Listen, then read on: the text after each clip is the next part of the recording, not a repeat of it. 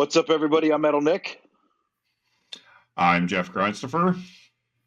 and welcome to episode number 65 of Vinyl Bang. Jeff, do you want to introduce today's guest? 65. And my God, I mean, I know I've said this a couple of times throughout the last couple of episodes. We're like, I'm so excited about this. Words cannot explain how excited I am to have tonight's guest on here. We have from Canada, we have Doug Brown, everybody. Doug Brown. Yes, the one and only. Doug, as some of you may know, he is the director of the Slave to the Grind Grindcore documentary. He is the proprietor of Death by Digital Records, Death by Digital, Records, and currently is the title holder for having the largest Canadian or the largest collection of Metallica vinyl in Canada. The man is just it's astounding his collection of Metallica. So, Doug, please tell us all about yourself. Awesome. Well, firstly, thank you so much for having me today. Nothing better than just chatting music and chatting records. I've been personally collecting records since I was a very young kid. I have this distinct memory of my mom giving me a bit of cash to go in to buy, I guess at the time it would have been a cassette from the store. Maybe CDs were just a thing, but and I came out with a big record because, it was bigger.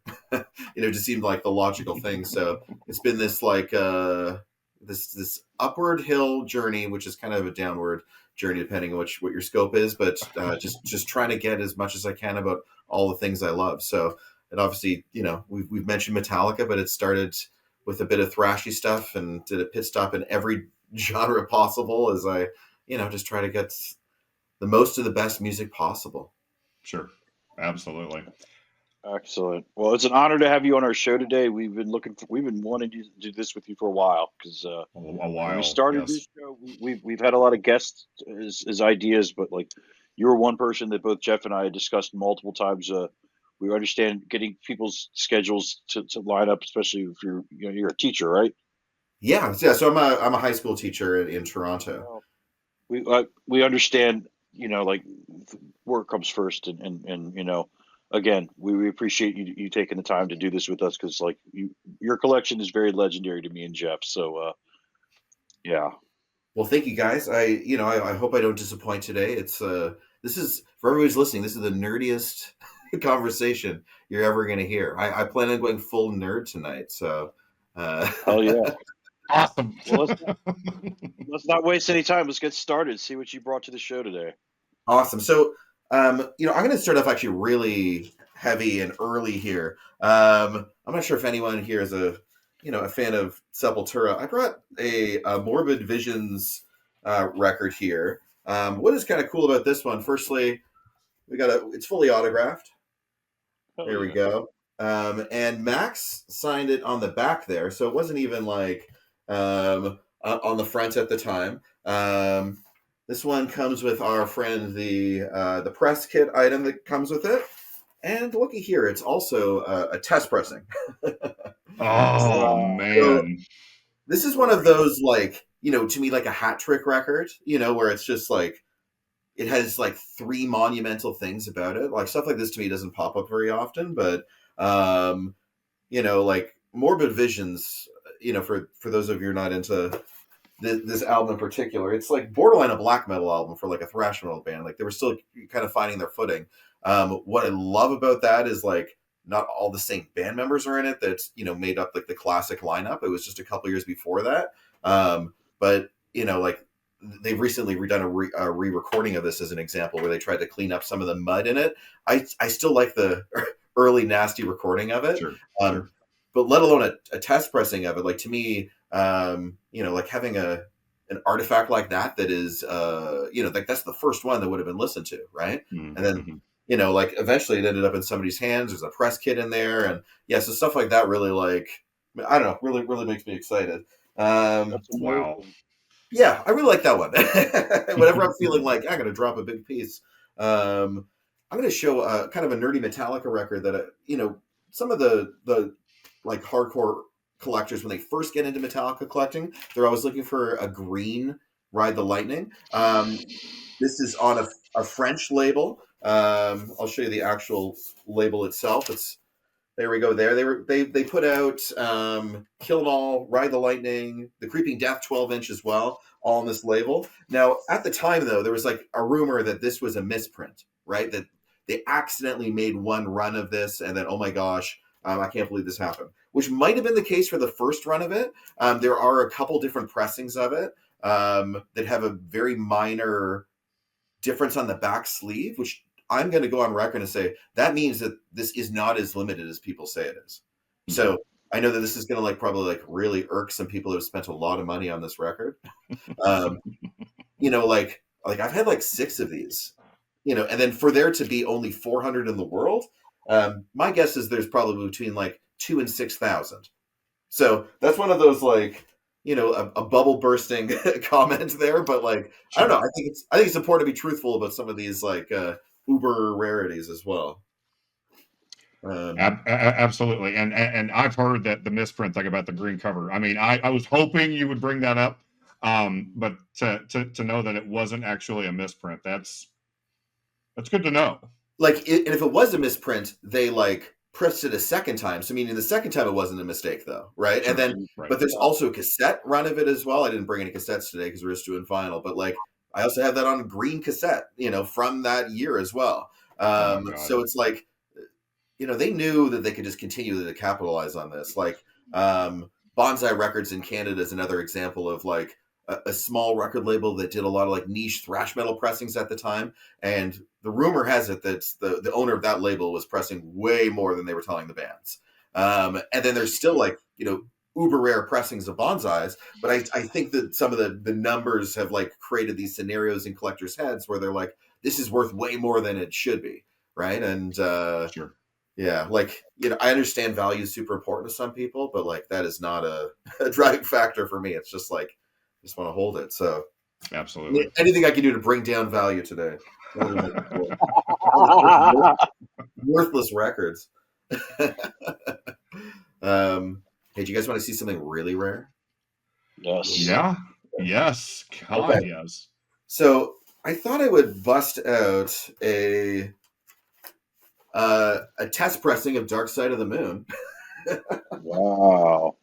Oh my God, dude. So this is for the Canadian run of this. And what's like super cool about this, I got this in a trade with a good friend that involved a child's bike, you know, and years of trust and buying and selling records off of a good pal here in Toronto. I know that he was kind of involved in buying a very large collection from like several radio stations in Canada. In it was this LP. It was a blank white label. Matrix etchings matched the record's Dark Side of the Moon by Pink Floyd. It did not come with all the extras, so he then like, you know, hunted down to ensure it came with like the posters and everything just to make it feel complete when he gave it to me. But you know, in all honesty, it was just the plain white label record. This is one of those records that has no other owners, right? So nobody has ever seen a Canadian test pressing of any Pink Floyd record until this one popped up. So I've had this in my collection for about a decade or so at this point. But you know, since I've added it to the Discogs database, I've had like 40 strangers like send me like stupid offers on it and like ask me if they could have it and then like could I photograph it, and of course I'll photograph it and send it off. But like this is one of those, it's a one of one so far. Maybe one day somebody will pop up and like, oh, I have one too, because there's got to be at least 10 is my guess. But so far I'm the only known owner of that one. So like I'm a huge Floyd fan, so I thought that would be a cool item to bring a show off today. I am in awe. That is absolutely incredible. A test press of Dark Side of the Moon. I just felt like being super nerdy right off the bat. Dude. Like, what else? So awesome. That is great. That is really cool. Yeah. All right. Moving on. So what else should I show here? I'm not sure if anyone collects any like picture disc test pressings. They're like the most boring thing in the world. So this is for Kill 'Em All, Music for Nations pressing of Kill 'Em All. The test pressing of it. You know, this is one of those things that like, you know, cost me an arm and a leg one day, but I had to have this boring looking record. You know, Lord knows I have a lot of Metallica test pressings, but I've brought a few kind of cool ones here to show off. Creeping Death is one of my all-time favorite songs. For the Creeping Death 12-inch, they released, this was not even a release of, this is probably a 101. So this is a single-sided 10-inch acetate. So an acetate is a metal lacquer, and this would have been like dipped at the studio, quickly pressed. It's etched right onto it. I'm not sure if we're going to be able to see that etching. They would have just done that in the studio there. Can we see that? A little. Yeah, I see it. A little bit right there. Yeah. So like the way acetites are, you can see, I can use the reflection of my screen. We're in Inception here. So you can see it has like 2 spindle holes, just the way that like the type of player would play this back. And they would have just been like, okay, we got to mix, press it. Is this good? Is this the one we're going to make the 12-inch off of? And then they make the test pressing. So this is the Creeping Death before they even made the test pressing in acetate. Oh my God, dude. Yeah, so this is one of those like, that's a pretty wild one. Master of Puppets, Electro first pressing test press. Oh.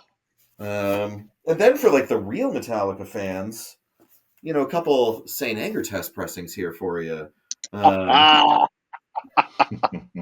So this is the 2 LP version, and this is the 4 LP version from the box set of Saint Anger, everybody's favorite album. When Warner released re-released a bunch of albums in, I want to say like 2007 to 2010. Maybe I'm off by a year there. They did all these like deluxe box sets. So I have all of these like 4 LP and 5 LP test pressing things that I got from a dude in Netherlands. I got like 7 of them. Got a huge problem with it, obviously. And here's I'm going to show something that's like really new and cool. And I'm sure this is probably something that many, I know that you got a lot of like heavy metal listeners, so I'm sure that a lot of them already have one of these in their collection. But I loved that Earache finally released these slime packs. Oh, you got one! Wow. Yeah. So I got that one there. I got I got the Covenant here as well, and on my shelf I also got the Wormrot Hiss one that they did. Because I'm a grind guy, but I thought those would be like some cool things to come and show off with today to start. Sure. Real quick, talking about the picture vinyl test press, I have 2. I have Dying Fetus Purification Through Violence picture test press. Jason Netherton gave that one to me. Awesome. And I have Beastie Boys Paul's Boutique picture disc test press. I was a very lucky score that I got from a guy who runs BeastieMania.com, and he's got a lot of. This guy is like, his Beastie Boys collection is insane. He's got everything in the catalog, errors, different pressings from all over the universe, all over the country, the world. Oh, that's amazing. Yeah, I got that one for a really cool price. It was awesome. But I love that you brought second concert. I saw the Beastie Boys on the Hello Nasty tour. Yeah, awesome, man. They had the 3D stage and all that. Yeah. All right, sorry. Carry on. You're in the middle of something there.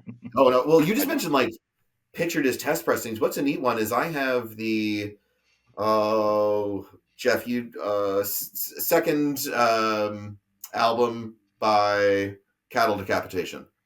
Homivore. I have the picture disc test pressing of that, but it's just a black record. Like they didn't do it in the picture format. The other thing that I have is so Reptilian Records did that picture disc of Pig Destroyer. JR gave me the test press of that, and it's like a normal 7-inch, but then like when they pressed it, it was on a picture disc. Right, right. Similar, yeah. I was kind of shocked. Like I'd only ever seen like the test was also the format, right? Like, picture discs are not a conventional format. So a lot of it was just making sure that it played well in the format it was going to be. So I'm not even sure how authentic an actual test pressing would be unless it, Mm-hmm. it was actually able to test, Right. Yeah, it's like a lot of the, I'm gonna shit on the whole trend here. I see all these like metalcore bands releasing like limited test pressings out of 100, and I'm like, is that a test pressing? Like, like that's a run. Like that is a run. Yeah, that's like, and I get it. If you're gonna press a test and you you know you want to sell that, but you're gambling because if the test is not up to like the way that you want it to be, chances are they're going to release it anyways because they already pressed 100. So it's like not really serving the purpose, and therefore it's not quality control, and it's greedy. It's greedy metalcore. I agree. Huh. No, for sure. I'm a purist. So back to the cattle thing. They did a picture disc of human jerky. Oh, maybe that's what I'm thinking of. You know, it might be right here. Maybe That's I could probably what you're thinking of. do a live poll. It's here somewhere. It was human jerky. You're good. Uh-huh. I was gonna say I didn't think they ever did a picture disc for Home of War, but very nice. Yeah, and it's like it says, of 8 copies, and even says picture disc on it. But yeah, just the black record of it. Wow. An accident prone. Yeah. Yeah, that's human jerky for sure. Yeah. After we end the recording, I am going to send you my address. Just Yeah. just for good standings. Because I just so you know, Nick and I had a vote as to which one of us liked you more, and it was me. Okay. So It's official. Like, Jeff, I assume that you have like almost everything that they've done. Am I right? I have there was a stint where they released like 6 or 7 copies that I did not grab of like To Serve Man and stuff like that. But 95% of their catalog, yes, I have. Yes. Like, do you have all those Nessie pressings as well, like the Northeast Steel? I'm missing 2. Oh, I'm missing 2 of those, but majority of them, yes, I do have. Yes. Okay. Yeah, those are gorgeous. They are, and dude, they sound amazing. Yeah, which is right here. So good, so good. Yeah, they do sound amazing. I don't even like quality control on those ones. Like the inner sleeves are gorgeous. Everything about them. Everything. Yeah. I noticed that was the first thing I noticed was the cover was different, printed on better paper, Yeah. and then I put it on. I was like, "Am I crazy? Does this sound better than the OG pressing?" And then Jeff confirmed it for me. I was like, "Cool. I'm not losing my mind here." That guy really put some effort into those records. Sometimes I don't know what he does, but it's amazing. Yeah, like I worry that when you spend so much money on something or something's so beautiful, your mind goes, well, it must sound better. Like there is a worry of like your mind playing tricks on you based on what you've invested. But I truly believe that those Nessie pressings are like some of the best sounding records. They're so like they're all so flat. There's never a warp on any of them. They're like the what's called like the bearing edge, like the edge and the way that it's shaved down is just like so like better than anything that my label's ever released. I like obviously it's just he knows somebody at the factory and says, yeah, but do that better now. Okay, but better. Okay, it's gone away. Oh yeah. All right. Okay, I got a Napalm Death autograph here. This is a cool one though. So Harmony Corruption's kind of like not everyone's favorite. I love this album though. I don't know. I just think that like the drums are just so massive on this. But my copy here is signed on the actual label of the record. And again, we got a white label test pressing, fully autographed by the band. Nice. So on one side, and then 2 of them on the other side there. So yeah, that's Mick Harris and Barney on that side here. The other side we got Embry, Mitch Harris, and the late Jesse Pintado. Rest in peace. So like these Jesse Pintado autographs are obviously going to get more and more scarce. Right. I'm not sure if any of you have any Pintado autographs in your collection. No, I do not.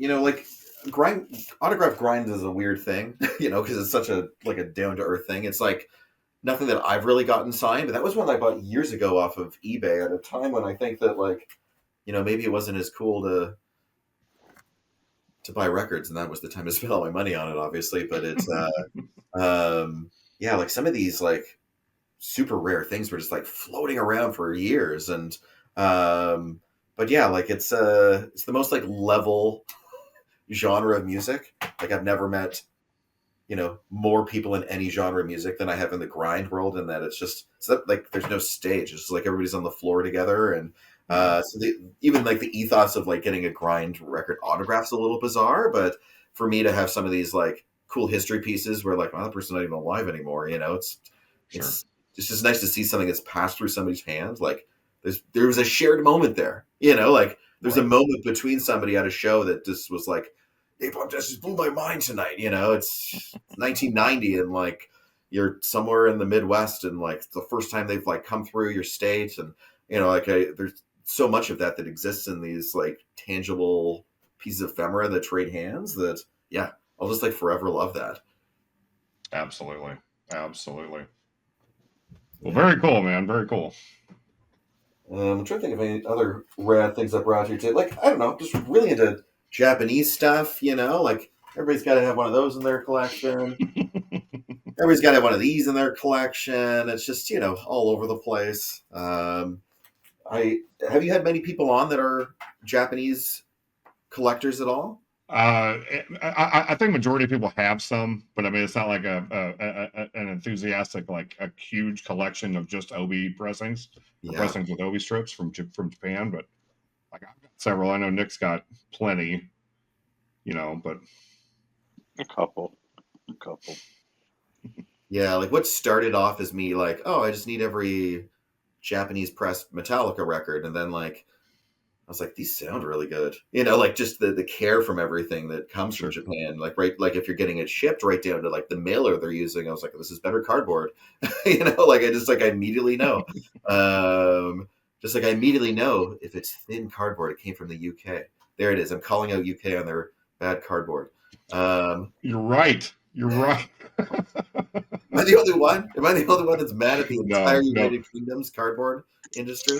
There was a package that I received from I believe it was Earache at one point, and it was like, how did this make this all the way? Like it looked like it was wrapped in like a brown paper bag. Yeah. And I was like, what? How did this survive? Coming overseas, but Yeah. Whereas like, Japanese cardboard is like probably waterproof. Like it's just everything has like a sleeve for the sleeve, but like all the inner sleeves are rounded, so like the record just hugs in it. So there's no shifting about and shipping or even on your shelf.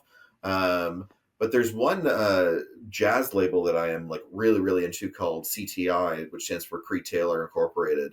And they've for a really big jazz label, their stuff's been very affordable. And a big focus on fusion and funk soul type stuff.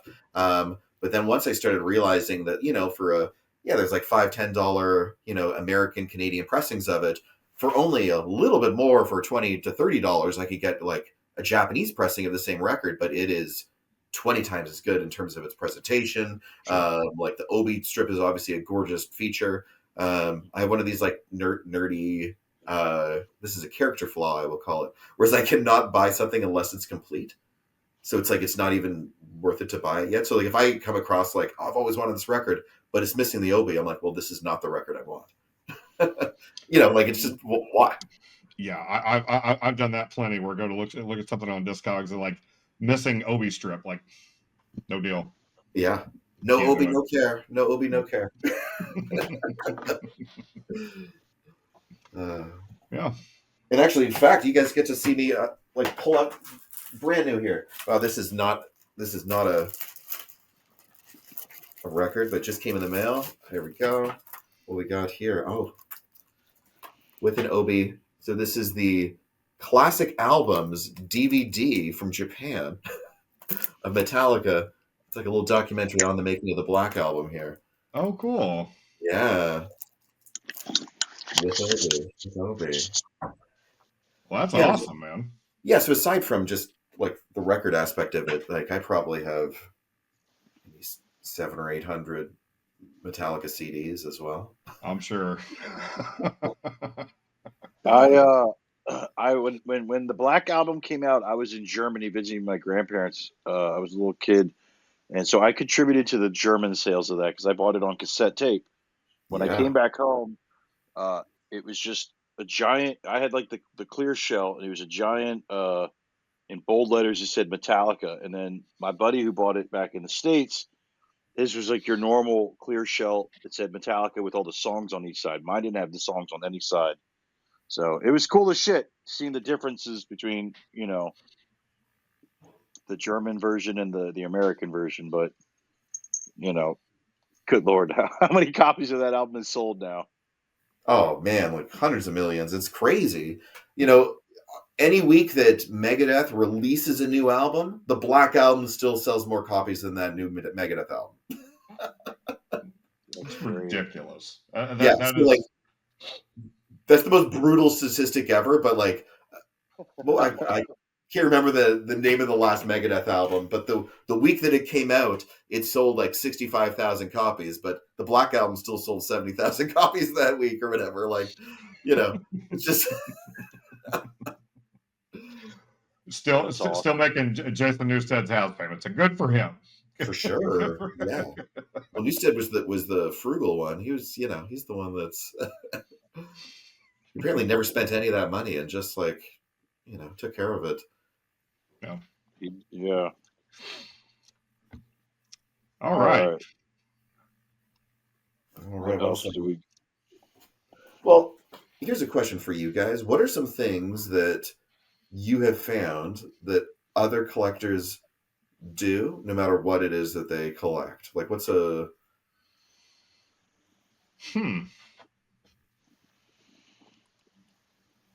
What do you mean? I mean, just like in terms of like the storage or the idiosyncrasies or the organization, or like, are you guys all alphabetical over there? Yes. Mm-hmm. Is it alphabetical by genre? No, just alphabetical. Everything's mixed in. Well, soundtracks and like compilations are all after the Z's.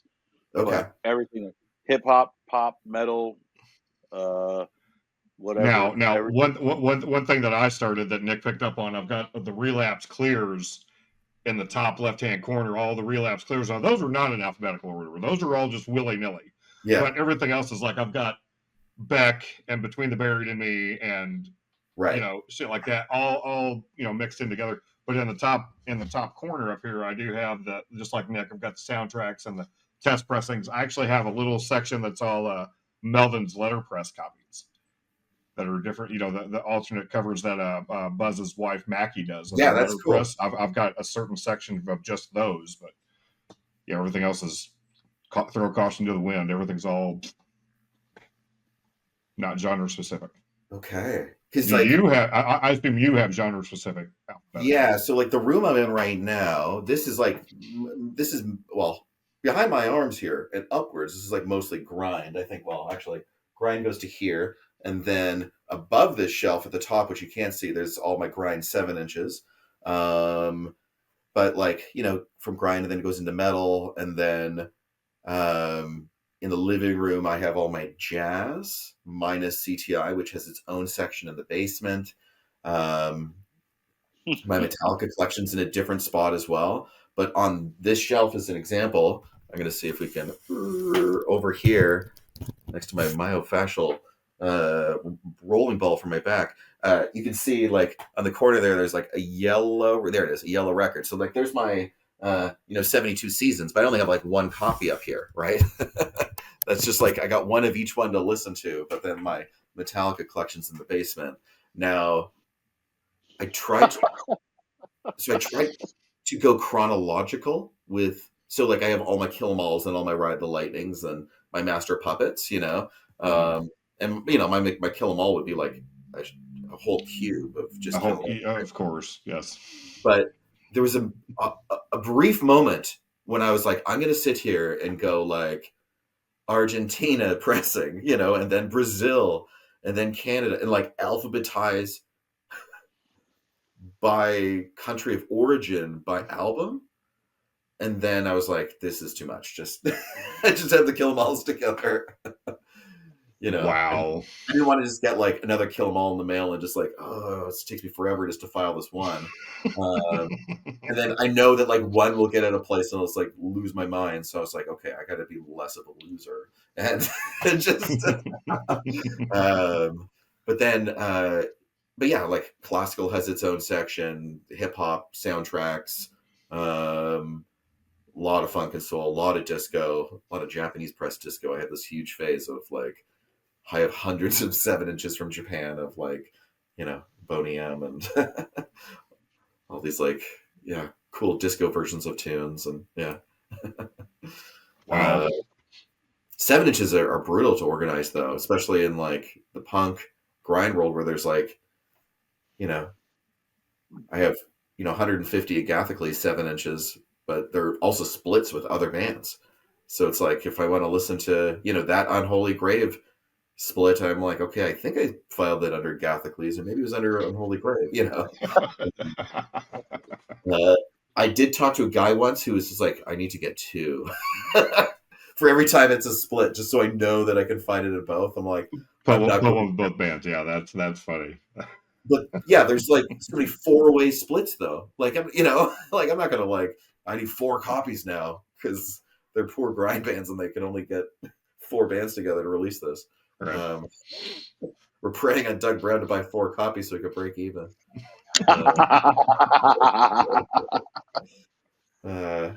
Little insult for the entire grind community there. Yeah. What do I got over here? This is my most recent. Oh, actually, this will be fun. Okay, right here. Uncurated stack of, this is just like, oh, wow. You're about to get a real taste of what's going on in my life. Cool. Okay. Devin Townsend, Infinity. I'm not sure if anybody knows this album, but this is a banger, an absolute killer singer, singer of a strapping young lad. Mm-hmm. We got a John Coltrane Meditations. This is a stereo first pressing on Impulse Records. We're listening to that. The Dave Murray quartet, another jazz quartet here. Cannonball Adderley, more jazz.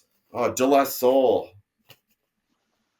This is a Polygram London first pressing. It is in horrible shape. So that means it was well loved, but it's awesome. Oh, this album cover is absolutely ridiculous. This is kind of like a loungy jazz record, like guitar and harpsichord sound, and it's pretty bizarre, but highly recommend that one. We got Pretty Purdy, Bernard Purdy, inventor of the Purdy Shuffle, which then was borrowed by John Bonham when he did Dire Maker, and also in Rosanna by Toto. That shuffle has been lifted many times over. A couple Astrid Gilbertos. This is the very awesome bossa nova style singing.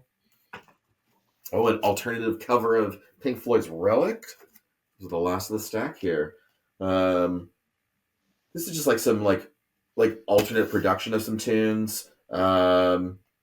And yeah, it's just like a really good collection. If you're like a Floyd fan, I cannot stress that that's just one that a lot of people overlook because it's not like a standard collection of songs or anything. It's certainly more of a it is a compilation, but it's like of takes that weren't necessarily the ones that you would know, and it's like some of that stuff's just like incredible. Yeah, it's a perfect collection of recordings. Never even heard of that. I might have to look into that. Yeah, like they released another one called Works, which was a comp, but Relics came out. I want to say we're the same time in the 80s. Somebody on the internets will fact check that, and I'll get an actually email later. Actually, man will come after me. Actually. Yeah. It was funny. Like whenever I told my wife that we were having you on the show, she's like, "Who is he?" I said, and I went into the whole the director of Slave to the Grind, and you were the guy that did the video for the Napalm Death video that I contributed to. Yeah. And she was like, "Oh, that's cool." And she was like, "What's his collection?" Like I said, he listens to everything from Coltrane to grindcore, and then you made that Facebook post where you were like listening to John Coltrane. I was like, God, that's so awesome that you know Yeah. it took that perspective of it, or that range, and just your collection's amazing, man. Oh, thank I'm you. so in awe of everything that you have, man. It's Yeah, pretty like cool. to me, collecting is like, running up a hill. It's like this thing that's like impossible to do in some respect. Like if you're, let's say you're trying to be a completist, or you're like, I want everything from this label, or I want everything from Canada, or I want everything of this genre. Um, as you are going up, you get more exhausted as more people continue to release things. Mm-hmm. It's not like most people who like music because of the incredible breadth of what's out there. Like I'm in a fortunate position to have some income that allows me to do this, but most of this is just like buying and selling and trading with friends, and it just every time I like find an artist, I realize, wow, there's like 20 more artists that this person was involved with that I didn't even know they work together. And I jokingly refer to this as the Bill Bruford effect. I'm not sure if either of you are familiar with the drummer Bill Bruford. So he was the drummer for Yes on like the early Yes album. So everything up until Close to the Edge. I think that was the last one that he did. So when I found Yes, I was like, Yes is the greatest band because I'm a drummer and I love drumming, and I was just getting into record collecting. So I was like, I should buy all of the records that this drummer played on. Wouldn't that be cool? And then that was just like, well, who else has this guy played with? I'm like, oh, he played with Genesis for a bit. I guess I got to get all of those Genesis records. And I was like, oh, he was also in King Crimson for a while. I guess I got to get all the King Crimson albums. I'm like, wait, he has 8 solo albums? Oh, those are awesome. And then I was like looking at one of these solo albums. I was like, who's this guitar player on the solo album? I wonder what he plays with. Maybe I'll get everything that this guitar player is. And then it was like, I got Close to the Edge. Fast forward, how many years later, and I probably have like 200 records that Bill Bruford has played on. And what was seemingly a like, oh, I just need to get the 6 Yes albums and the 6 solo albums. You just realize that the incredible nature of it all, and then like, oh, next thing you know, I have 7 copies of Close to the Edge. Mm-hmm. That's that's the most recent thing I could think of is I took that approach with Smith from the Afternoon Gentleman. He posted that he was in a couple other bands like Nasty Face and Exorbitant Prices Must Diminish, and was just like I started looking. I was like, what other bands is this guy in? And that was Yeah, how I found everything that he was in. But then I started liking this band. It was like, okay, well, I like this drummer. So I started looking into those bands, and just like before you know it, your wife is extremely pissed, and it doesn't turn out well. But you yeah. have a lot of good albums to match this rabbit hole that you went down. But yeah, I know exactly what you're saying about following one particular artist and then expanding from there, Yeah. I'm glad you mentioned Nasty Face. Nasty Face are awesome. dude. Yeah, yes they are. Yeah, a Yes lot they of are. lot of split cassettes on. I'm trying to remember the label, but it was always like 2 or 3 bands on a cassette and the same sort of font on the spine. Death by Digital has distroed so many of those. But those Nasty Face tunes are something else. Nasty. Nasty. Yeah. Yeah, there's just like so many like nerdy ways you can go about this hobby, but for me it's just been like, who's playing really good drums?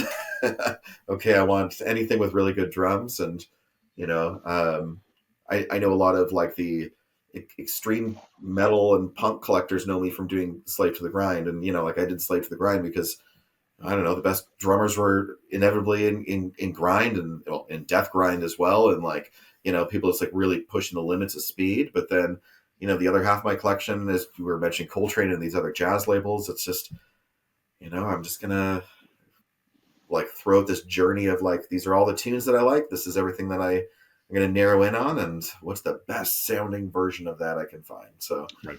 yeah, and so that yes brought me to the Japanese stuff, but inevitably just brings me down into like, well, I got this one and it's great, I'm going to listen to this to death, and then eventually I'm going to meet somebody who has one that I want, and then I get to trade, and I get to have a conversation with this person I'm trading with, and then they tell me about the tunes that they're into, and next thing you know, I'm no longer as interested in about that record, and I'm learning about something new. Right. um, Oh yeah, fun. It's fun discovering new music. Yeah, yeah. Um, like, are the two of you buying stuff that's coming out like right now, like young new bands, or are you buying mostly like legacy stuff from like older artists? Or A little of Um, both. A little of both. yeah, It yeah, depends on what it is. Like it's very rare that there are new bands that woo me, but I still find stuff every now and then. I'm like, oh, this is cool, so I'll pre-order it or whatever. But I am finding myself like, you know what, I don't have in my collection, and I'll think back to like something that came out in the '90s that I loved. That I'll go look it up on Discogs. Or oh, that's cheap. I could buy that right now. you're right, yeah, mhm. So Yeah. I don't remember if it was in an episode or if it was just Nick and I just talking on cam or whatever. But I don't think I've reached that old man stage yet, where like everything they do now is crap. yeah, They don't know how to write music anymore. Back in my day, we had like I don't think I've hit that point yet. To an extent, I have, but like I mentioned, the exorbitant prices must diminish. That's one of the newer bands that I've found. It was just like the grind is just sick. yeah, Very very spazzy. Very. I appreciate that, but in the same respect, I mean, if I found an old spaz record, of course I would buy. You totally, yeah, know, it's the same, except for rap. Rap, like for me, it's like if it's not the '90s or Run the Jewels, I'm not into it. It yeah. just, I'm kind of the same way with rap, and maybe it's because it's not my like main genre, but like I love rap and I have a lot of rap records, but they're nothing really past 2000. But I do have a couple Run the Jewels records. So as you say that, so good. yeah, they are so uh, good. Yeah, because it's a nice reflection of those old tunes. Mhm. Yeah, they're now finally starting to release a lot of the stuff from the '90s on vinyl because most of it was made for DJs. right. But I have no problem with. There's a couple artists we just talked about it on the last episode about Kendrick Lamar. The first time I heard him, I wasn't a fan, and then I the next album he put out was To Pimp a Butterfly, and I was like, oh, this is incredible. And I went back and listened to his previous record and just fell in love with it. So um, there are some modern day hip hop artists that I enjoy. He's one of them. Action Bronson is another, but Benny the Butcher. There's a couple of them that I've seen live, but for the most part, I'm not a Drake fan. I don't know how you feel about him. You're Canadian. Is he the No, king over there? no. Two thumbs down to Yeah, Drake.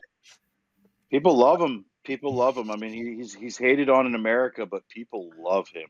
Oh, of They course, just yeah. Like you, for anybody to be that hated, there needs to be that many people also liking them. There's, Sure. for sure. like Same thing there's happens. The same thing happens with Kanye. totally, yeah. He has to be So that big for there to be that many people angry. Like there's not that many people angry about Seth Putnam. Like like it's just like the impact was not that big. right, But like right. Kanye saying that stuff has like he the larger you are, the bigger responsibility you have to the world. I think like I hate to get super liberal on you, but I feel that like the more reach you have the potential of doing some good stuff for the world. And Mhm. um, I don't know. I just it's a shame, and maybe that's just because I listen to like so much like in your face punk with like some like real ethos there. Like use your voice. Like it's um like listening to somebody like Barney talk on any interview ever, I just get this sense that like Barney from Napalm Death, but like he is just so in tune with the world in which he engages in, and he's writing those lyrics because like he cares regardless, and like he doesn't have to still be doing that, like Right. he is a legacy artist. People are going to go see him regardless, but like that is him. It's an extension of what he's always written about, so therefore it makes the most sense. And like I just sometimes I wish that people with those types of voices had a larger platform. I know that he opened up for like, did he open up for Pantera? Napalm. I don't think Like, so. I think. but I mean, like recently. Oh, King Parrot opened for Pantera. That's the only thing I could think of. Okay, but there was like somebody, or maybe it was like, it wasn't like Five Finger Death, but it was somebody like wild that I couldn't believe it was happening. And no, it was Slayer. That's what it was. Sorry. Yeah, Napalm Death opened for Slayer, okay. Yeah, and I was gonna say and it was, I they think, took them during on the the final final run. Slayer tour. Yeah, and I know that like there was a few nights when like Barney just like opened his mouth and people were like throwing stuff at him because it's, the Slayer audience. I think it was at a Texas show, was not up for Barney's Barney at that Right. moment. Right. But hell yeah, because he knew that. He's not a moron. Like he knows where and when he's going to get booed, right? Like that to me is the power of somebody with like that's extreme of a voice. Sure. Sure. Yeah. More people need to be mouthy. That's what I'm saying. For sure. Yeah. All right. Do we have more? Do we get Well, some yeah. more of your collection? Let me see. What can I pull out here? All right. The live pull. Oh, you know what I'm going to do? I'm going to show a couple Jimi Hendrix box sets. Is that cool? Yeah. Jimi Hendrix fans here? Yes. Absolutely. Okay. Just listening to Machine Gun this morning. I got like 90 Jimi Hendrix records over here. I think this will be the first time Jimi Hendrix has ever been on this show. Am I wrong? I just like grabbed a stack here. I could do this with many stacks here. But like, there's just perfect example of just like the amount of Jimmy that has been released like after he died. The first three here in a row here are all like, collections of some things that never came out before. This is the Live at Clark University. This is one. It's like an EP, just a 5-tune, but it's probably close to 40 minutes. Collect these sort of things that came out that would be like legit full albums worth of stuff that just never made it to any sort of album. What's crazy about Jimmy is he released so much stuff like this where he like, just these are not bootlegs, but they're not like, they're kind of gray market because he signed so many contracts that just allowed anyone to release Jimmy stuff there for a while. So we get another big stack here. Oh, this is a famous Jimmy boot here. This is him with Jimmy with Jim Morrison. A very perverted thing that Jim Morrison yells out. I'm gonna let all of y'all to do a quick little Google of the two of them together, and then you'll find it. But these are some legit boots, illegitimate bootlegs. Oh man, tons of stuff.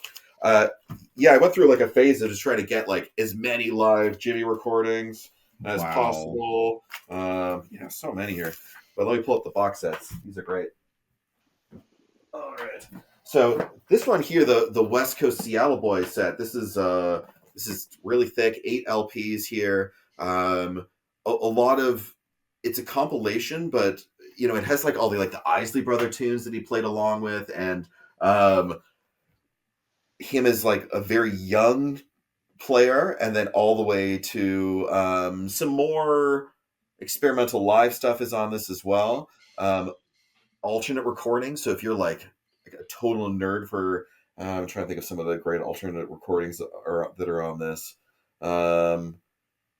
Message to Love, an alternate recording. New Rising Sun. These are all numbered as well. I think they only made a couple thousand of that set. The a really beautiful one here to show is the Jimi Hendrix Experience. This is with crushed velvet on it. So this is a collection of live as well as unreleased stuff as well. Again, 8 LPs. This is an unnumbered copy of that. My favorite Jimmy collection is the Winterland Experience. So this is from 68. What month is this?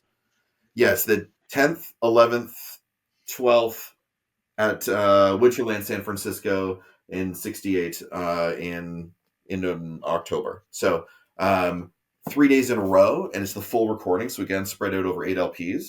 what's kind of cool about this is if you think about like an artist like Jimmy and how he played, by the third night, same location, he was just like so locked in. So you can listen to, if you just like want like a crazy, I'm just going to listen to like 6 hours of Jimmy tonight. You can just listen to get more and more comfortable in this space. Mm-hmm.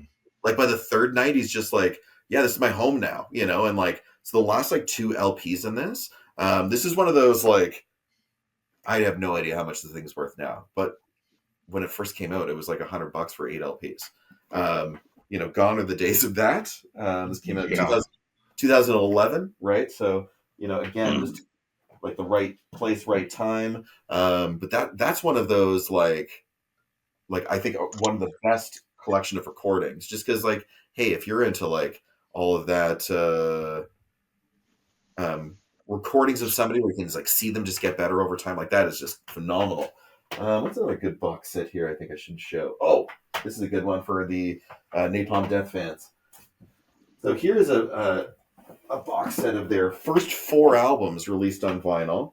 Now, there's nothing like overly fancy about this. It's just the 4 albums, all pressed on clear vinyl. The vinyl like themselves are just like this is the standard covers, even though it's like a black and white thing. So it's just like all 4 albums in this box. The edges of the box, though, you can like put it on your shelf depending on which one you want shown. So, you know, Utopia Banished, Scum, From a Slave into Obliteration, Harmony Corruption. So I just love the layout of this. This That's is one of those, awesome. yeah. There's the 4 albums there. They put this thing out, and then you know they never like did anything like that again. I don't even know why they only made 100 copies of it. It was just one of those years ago. I think I just like happened to be online when it came up, and I was like, "Oh, cool, bye," you know. I have one of those like of Carcass though, so it's a Carcass casket box, and it's the first 4 albums on clear vinyl. Only 100 of them were made. They sold out Awesome. like instantly. Somebody was they you're one per person, so somebody bought like 3, and they threw them back up, and they hit me up, and I bought one. But yeah, it's expensive as shit. It's nice looking. I opened all of them up but it's like the box is like this thick, or like it's like this thick, but like with those like first 4 albums, like that much space in there. So I know there's there's a like too giant. much room in that box. Yeah, it was really just like poorly made, but like when you turn around the front, it looks like a casket with like worms coming out. It's like broken on some parts. But when you That's look at it on cool. the back, same thing, like all the 4 album covers on the back. But it's good stuff. Like yeah, Earache does cool shit like that. When you showed that Morbid Angel where the slime live earlier, they posted a picture of it. They never announced when it was going to happen. I think you just had to be at the right place at the right time when it went on sale. But like I was looking for that. I think they recently did one with Surgical Steel as well, or maybe Yeah. no, with necroticism. Okay. So I the resale on those are absolutely ridiculous, but Yeah. it's really cool that you have those because I love where the or Domination. That's my favorite Morbid Angel record. So Oh, is it cool? Domination was one of the first ones I ever got on CD. Like I love Domination. I know it's not like everybody's favorite, but it's killer. it is. It really is. It Yeah. is. And you're a big Carcass guy as well. Yeah. Boom. Hell yeah. See, I think I got a couple cool, kind of rare Carcass pieces here. What do I got? All right. You know, I got like all the standard first pressings. Um, oh yeah, here's Bradford, UK from '89. So Nice. that's Oh, yeah, that is that's, awesome. yeah, a distorted harmony record, so some boot label. It's probably from the mid '90s. A couple other. Oh, this is from Nottingham '89. That cover is so cool. Fuck. Yeah. So That is that's awesome. yeah, that's a How was the boot that you sound can on that record? say it again.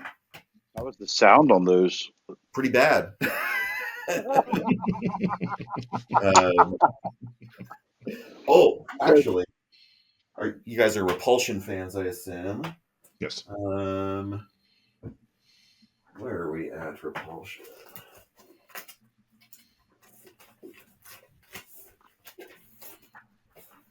Well, that's not Repulsion. That's Retaliation, another killer band.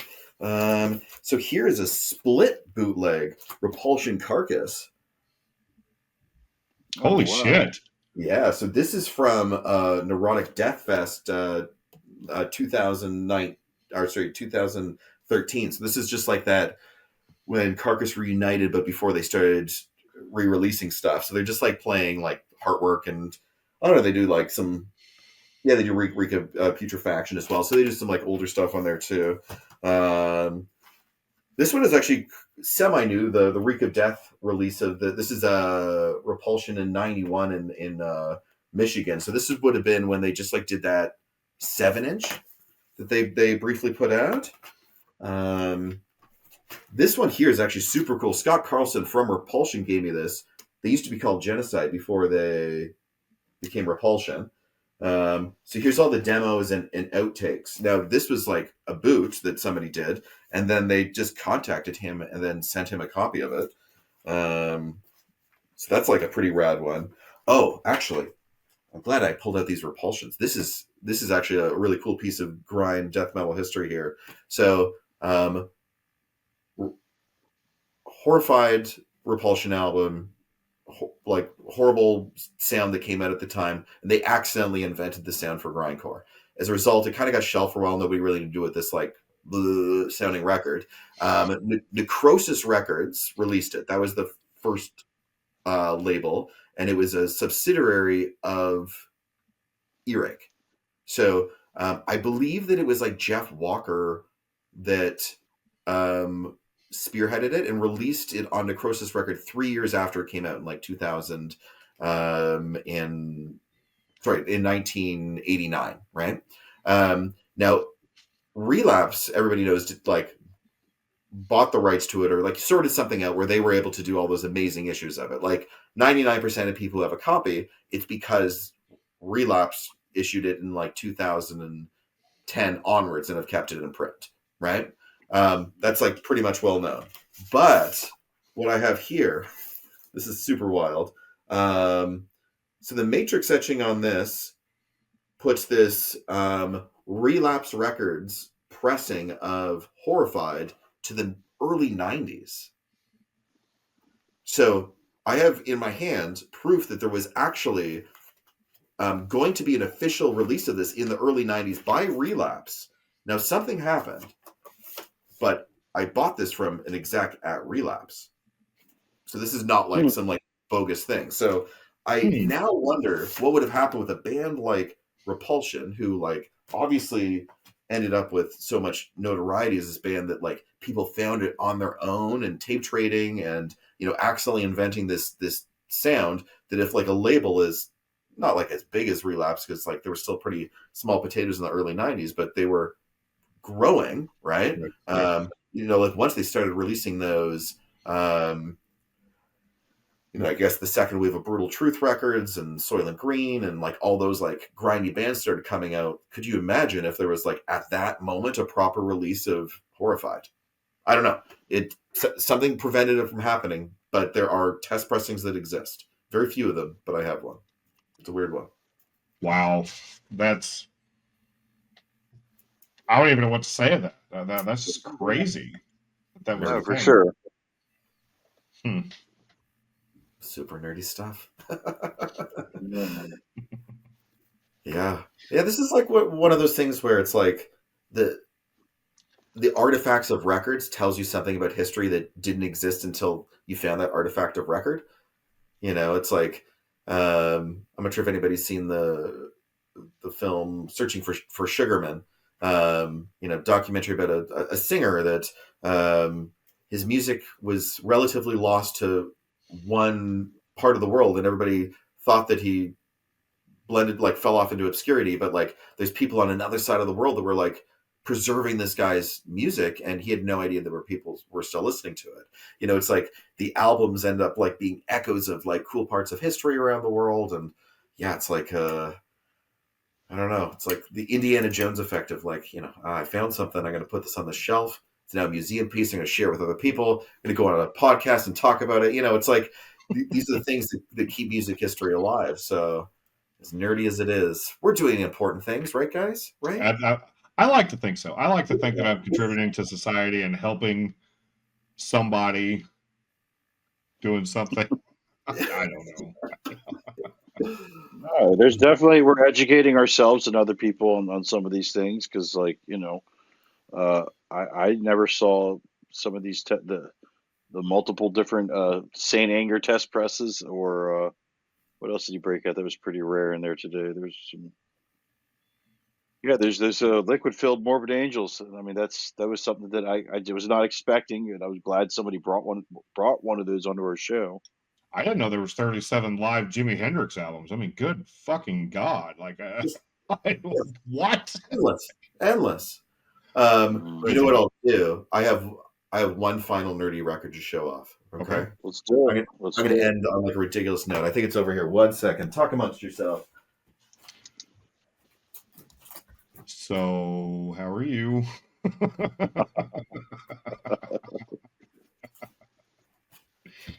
No, this is great. I really can't wait to see these. Oh, I can't either. Yeah, right. So just to show you how ridiculous my collection is, this is not the record I'm going to show you. I'm going to show you the records that sandwich it. So we got, Enter the 36 Chambers, Wu-Tang Clan. On the other side of it is the new Suffocation record, which is actually quite a solid record. But the record that was in between, that's the one I'm going to show off. I'm not even a big fan of the Beatles, but are you too familiar with the Butcher cover? Yes, my dad had one. Yeah. Wow. Oh, wow. So It was a rare one. So the legend of this is that, they put out this provocative cover. The Beatles slipped one past everyone else, got to the printing stage, got to the shelves, pandemonium, pulled it from the shelves because, as you can see, there's some chopped up looking baby things there. Mm-hmm. The ones that were pulled from the shelves either got a sticker slapped on it with a new album cover or thrown in the garbage, right? So some of them got out, and those are called the first state. The second state has a sticker on it. This is a third state. That means there was a sticker on here, and somebody steam peeled it off. That's when these get like ruined. But I love the third state because it's the one that had to go through the most trouble to get in my hands. Like this was a banned record that they like tried to stop, and then somebody's like, no. So there's like like a little bit of rippling there, but like for a one that had to be steamed off, this is like quite an awesome one to have. Like I said, I'm not like a massive Beatles fan, but this is from a good friend of mine who's a record collector here in Toronto who gave me a great deal on it. But like for me, it was one of those like it's a no brainer if I'm gonna be collecting. If I'm going to be committed to this like stupid hobby, I might as well get one of the most important rare records from one of the most important bands of all time, and then say, "Aha, I have it." It's not Sgt. Pepper's The White Album or Revolver like some of the classics that I love of theirs, but for a piece of history, I listen to it, throw it on. I still have it on the floor here. Like it's just, I know that like some people put this like like a museum piece somewhere, but no, man, hold it. Have your records out. Play with them. I think if nothing else, I mean, just those 3 records that you just showed in that time frame. If we made a GIF of you taking the Wu-Tang and then Suffocation and then the Beatles, like Doug Brown in a nutshell, ladies and gentlemen. Like, yeah, for sure. It gets no better than that, man. That's here it awesome. is. Woo, woo. That's me revolving around forever. Yeah. That's so awesome. Oh, yeah. Well, yeah, Doug, thank you so much. This was really fun. This was a great episode. I really cannot wait for this one to air so everybody can see because you started off strong and you finished strong there too. That was great. Awesome. I'm just glad I just forgot that I had that out in front. That was a good one to pull there. But obviously, I can't thank you two enough. This was a lot of fun. It's great chatting with both of you again, and obviously fellow nerds here, and hopefully somebody who is listening today got something out of this. So thank you. I'm just glad I made it known that I'm going to get that human jerky picture disc. Right. Send you my address, and I'm going to get the picture disc test press. So happy. Maybe I'll just send you a photo in the mail of me holding it. All right, let's wrap this Well, up. We're done. if and when you have the time, Doug, we would love to have you back. We always tell our guests we would love to have you back for a part 2. So, like, please keep that in mind. Oh, you're certainly. This was a lot of fun. We'll do this again. Hell yeah. Well, Awesome. thank you again to everybody for tuning in this week. Thank you, Doug, for being our guest, and we will see you all next week. All right. See you guys. And the final thing,